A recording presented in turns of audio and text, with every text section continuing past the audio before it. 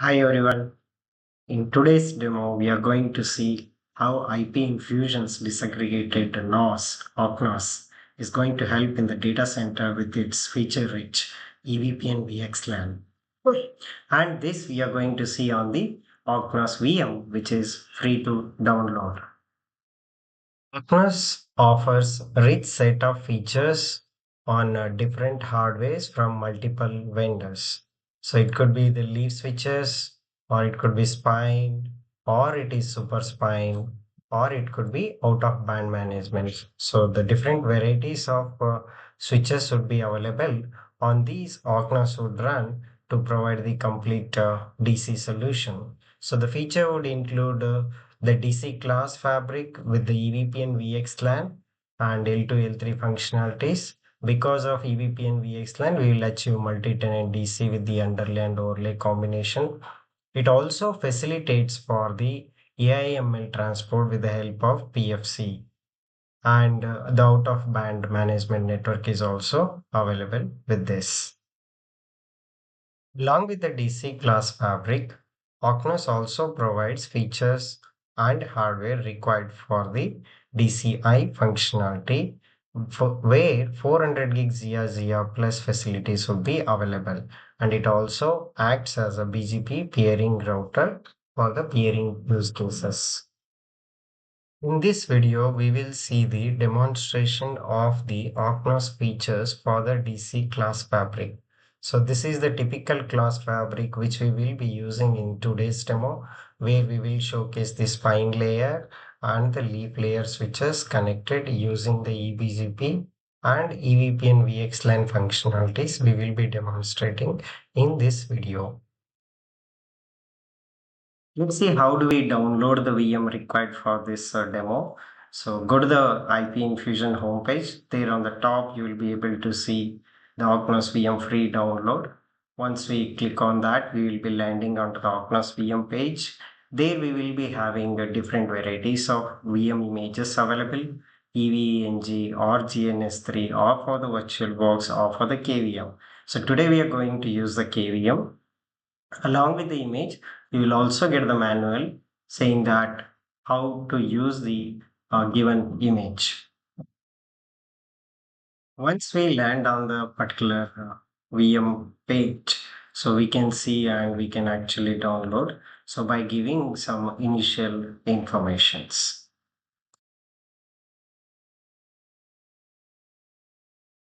Choose create a new VM. So select the new, enter the name,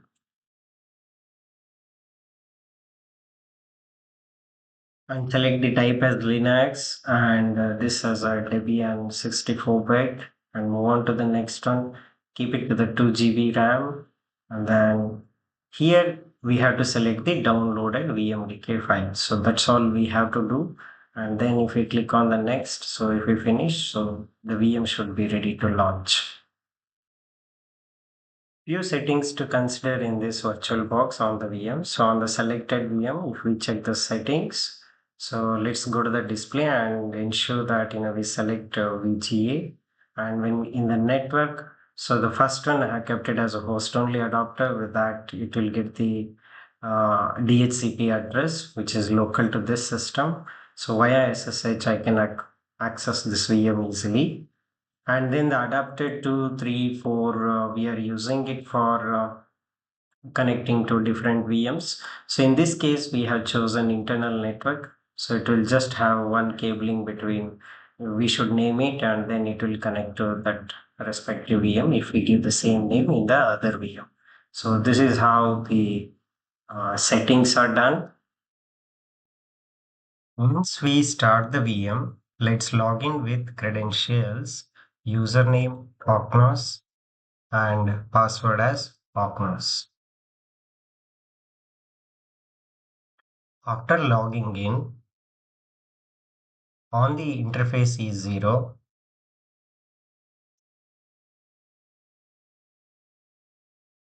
we have to configure IP address as DHCP, which will get the IP address from the DHCP pool, to which we can do the SSH. We can see that DHCP IP address has been assigned, to which we will do the SSH. Here I am doing the SSH. With that, we can connect to the same VM.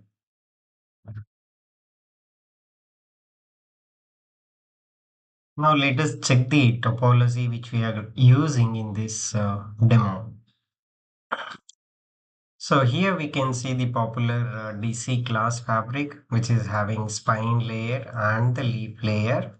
So the spine layer is configured with the autonomous system 65004, and similarly the leaf nodes have been configured with autonomous system 65001. So all are having eBGP connections, and we can see that for each leaf we have assigned loopback IP addresses as 101.111 for the leaf 1. Similarly for leaf 2, 102, and for spine 1 we have assigned 103, and for the spine 2, 104. On ETH1 and ETH2 we have used it for connecting between the leaf and spines. So one interesting thing we need to note here is, on the boards, we can use unnumbered interfaces where we don't need to configure the IP addresses. We can use BGP unnumbered interfaces. With that, they will be able to communicate. But here on the VM, this BGP unnumbered is not supported. We are going to use the some local subnets required for the communication between the leaf and spine. Now let us check the configurations of the topology we have discussed. So I have presented here in the Excel format so that we can compare each of them and understand them easily. So we can see that on the leftmost we have leaf 1, and in between we have spine 1 and spine 2, and on the rightmost we have leaf 2. So here we can see that for the underlay and overlay configurations. For the yellow, we can see that the leaf 1 we have configured 101.11. Similarly, on the leaf 2, 102, and the spine 1, 103, and the spine 2 as 104. So these loopback addresses will be used for as a tunnel source addresses. So 101 would have a tunnel distinct to 102 in terms of VxLAN. So we'll see that a little later. Okay. And for the ETH1 and ETH2, which are connecting between the leaf and spines, they will be assigned with some local subnets. So here we can see that 10111 is connected to 10112 of the spine 1. So similarly, we can form the other subnets which are required for communication between the leaf and spine. Next, let us check the BGP config. So here BGP used as a protocol for both overlay and the underlay. So first let's check the underlay configurations. So in the underlay configuration, we would configure the autonomous system number 65001, and we'll configure the router ID as a loopback IP. And because we might connect to more number of spines, so it makes sense to have a spine peer group. So which we have formed here spine peer group, and we have put, since we are using two spines, we have put two spines into the peer group. So we would enable that spine peer group in the address family IPv4 unicast, and also will enable the ECMP. So we should also need to redistribute the connected routes so that they would be pingable from the other nodes as well. So in case we are using the board, so there would be only one IP address, which is a loopback, which would get distributed. But in this case, we are using interface IP addresses. They would also get redistributed to the BGP. So similarly, we can see the configurations in the VM spine 1 and spine 2. The similar configuration would exist. In the spine 1 case, we would form a leaf group, and we would put the peers respectively into that group, and we would enable it in the IPv4 unicast. Okay. Similarly, we can see in the spine 2 and in the leaf 2. One difference to note in the leaf and spine configuration is on the leaves we will have this allow AS in, because this is required for allowing the other leaf route into this particular leaf. For example, so whatever the leaf 2 has been announced, the same route we need to allow because both are having the same AS. Generally in eBGP, if we get a route from the same AS, it would reject.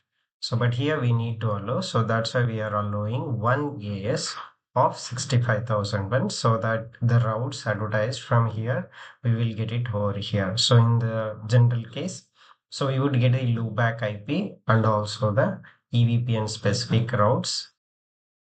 Like we have configured the IPv4 underlay, we also need to configure the overlay with the address family L2 VPN EVPN. Here also we will do the spine activation, spine peer group activation, and here also we'll say that allow AS in 1. So in the similarly, on the spine also we would do the L2 VPN EVPN address family activation. So this will set up the BGP single protocol which will be working for both carrying both underlay and overlay routes. Once we have configured BGP with the underlay and overlay EVPN, let's check how do we configure the VxLAN. So in the case of VxLAN, so we have to do the VxLAN enable, and if required, we have to do the multi-homing enable. So then we have to configure a MAC VRF, which is a BGP construct, which will be used for carrying the EVPN routes. Okay, with the help of RD and route target. So this will be able to carry the routes. So we will also configure VTEP IP global, so which will be used as the source IP for all the tunnels. Next, we will configure the VPN ID. Here, we need to note that this is a VPN ID 2001 we are configuring with the ingress replication, meaning that all the bump traffic will be replicated to other VTEPs tunnels. Okay. And here we are using a special option inner VID disabled. So this inner VID disable will help in many cases. This will strip off the VLAN received on the access port and it will send it as an untagged over the tunnel with a VNI of 2001. So this helps in dissimilar VLANs to communicate, and also each port VLAN would be different from the other port VLAN combinations with the help of this. And the next part is that once we have created the VNI, so we will associate this VNI to use the given MAC VRF. So here we can see that L2 VRF1 is a MAC VRF which we are binding this particular VPN. So here the VRF has been configured. Similarly, in many cases, we can bind the same MAC VRF to multiple VPNs. So each route and VPN route is differentiated with the VNA ID we have used. This is the simple VXLAN configuration we would do only on the leaf devices.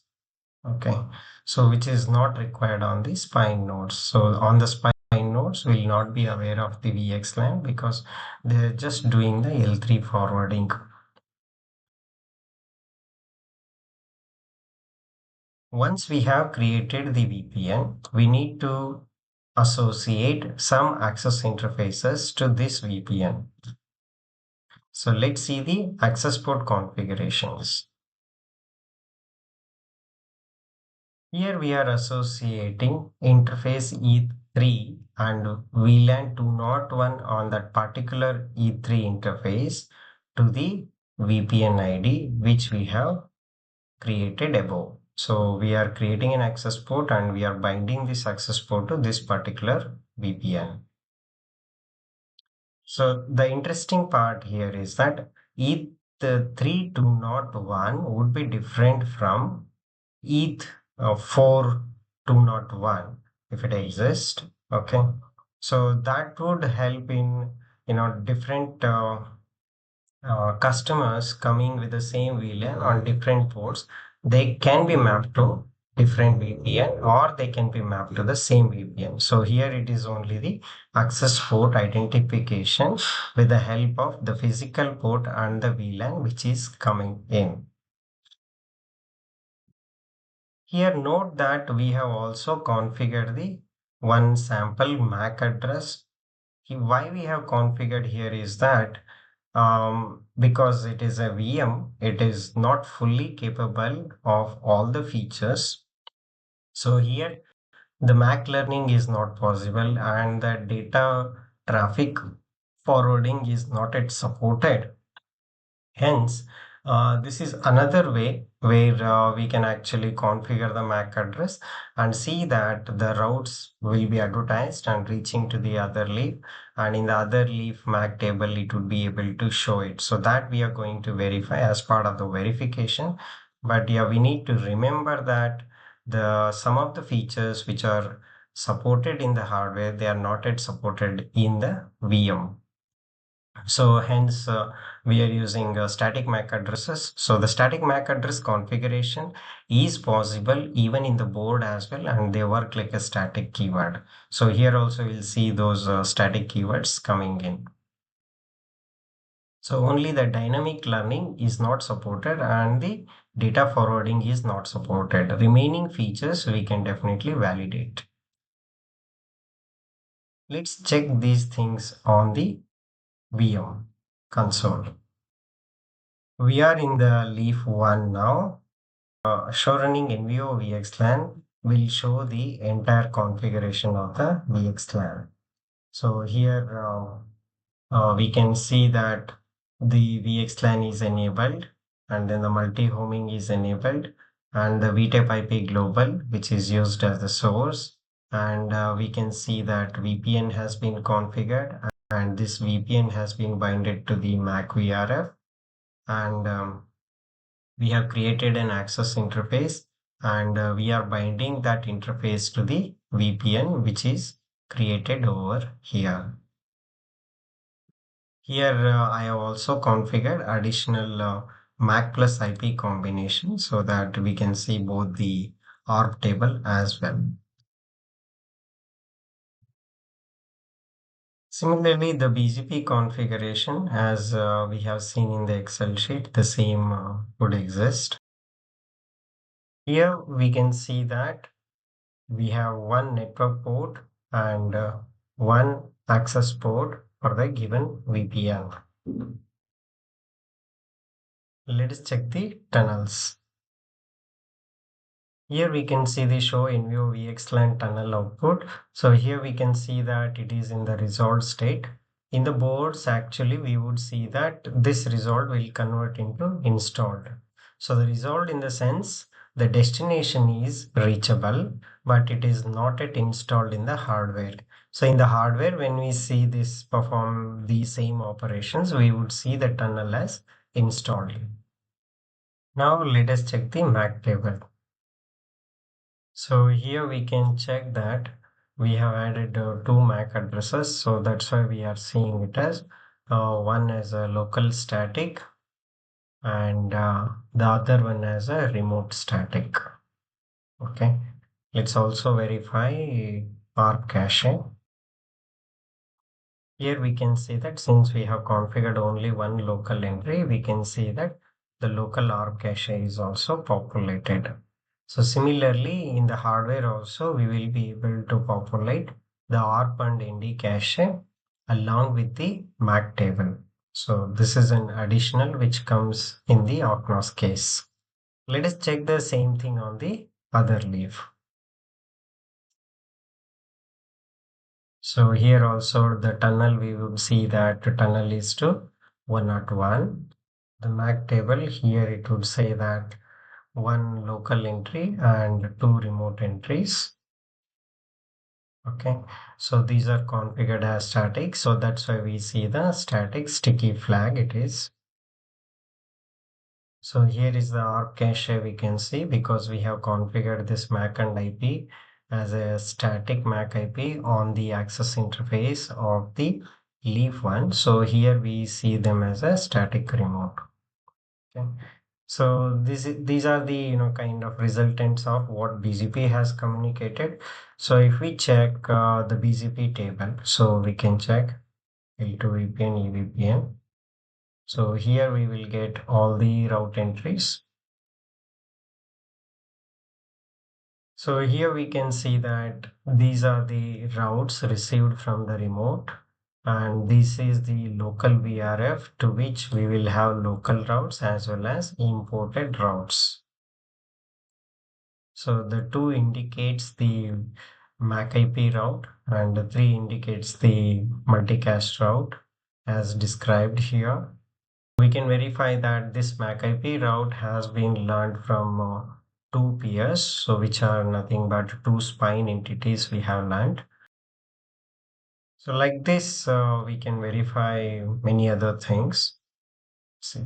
So I would also like to show summary. So this would give us IPv4 neighborships. Similarly, so this is giving us the EVPN neighborship summary. Here we can see that how many prefixes have been received and each type we can see over here. We can also see the detail. So which would give more information about each and every route. So even we can see the detail for a given prefix.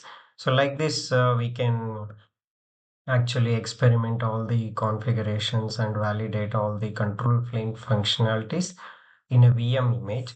With this, we can experience how real OcNOS data center is going to be. So please use this VM and have a hands-on experience on how it is going to work. Thank you very much. Okay, here is something new to try out more. So we have released zero to hero training videos which are available on YouTube. More than 80 videos available to try hands-on on different features of the OcNOS, and these videos have been prepared by Orhan Erkan professional group. So the videos are very nice. Please go through them. And most of the videos have been prepared with the demo VM which we have discussed in this video. For these videos, they have used OcNOS VM in the QCO2 format on the EVENG, the most of the videos. So only in some few cases they have used the hardware. Otherwise, in most of the cases, they have EVENG setup. So please go through them and try your hands on this OcNOS and get to know about all the features of OcNOS. Thank you.